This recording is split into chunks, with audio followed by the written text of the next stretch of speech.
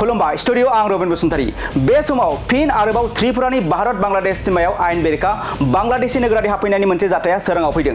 नंगौ, थांनाय शुक्रबारखालि मोनाबिलियाव बीएसएफ हानजाया त्रिपुरानि धर्मनगराव रायजोनि गेजेरारि बास टार्मिनालाव नायदिंनाय समाव सा 6 सन्देह गोनां बांलादेशी नोगोरारिफोरखौ आरो बिसोरजों लोगोसे सानै भारतारि लोगोफोरखौ हमनो हादों।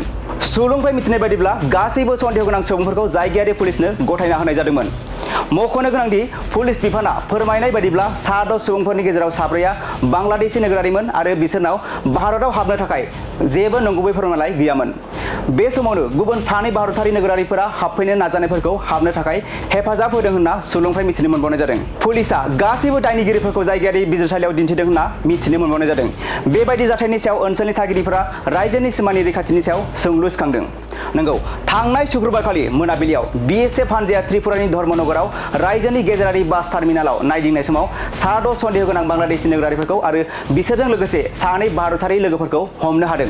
सुलुंनिफ्राय मिथिनाय बायदिब्ला गासैबो सन्देह गोनां सुबुंफोरखौ जायगायारि पुलिसनो गथायना होनाय जादोंमोन।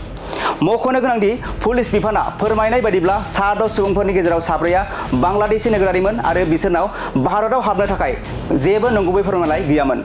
बे समावनो गुबुन सानै भारतारि नोगोरारिफोरा हाबफैनो नाजानायफोरखौ हाबनो थाखाय हेफाजाब होदों होनना सुलुंनिफ्राय मिथिनो मोनबावनाय जादों। पुलिसआ गासैबो दायनिगिरिफोरखौ जायगायारि बिजिरसालियाव दिन्थिदों होनना मिथिनो मोनबावनाय जादों। बेबायदि जाथायनि सायाव ओनसोलनि थागिरिफोरा रायजोनि सिमानि रैखाथिनि सायाव सोंलु सिखांदों। लोगोसे बीएसएफ हानजाया बेबायदि सोलिबाय थानायनि सायाव गोख्रोंसिन नायगिदिंनाया सोलिगासिनो दं होनना सुलुंनिफ्राय मिथिनो मोननाय जादों।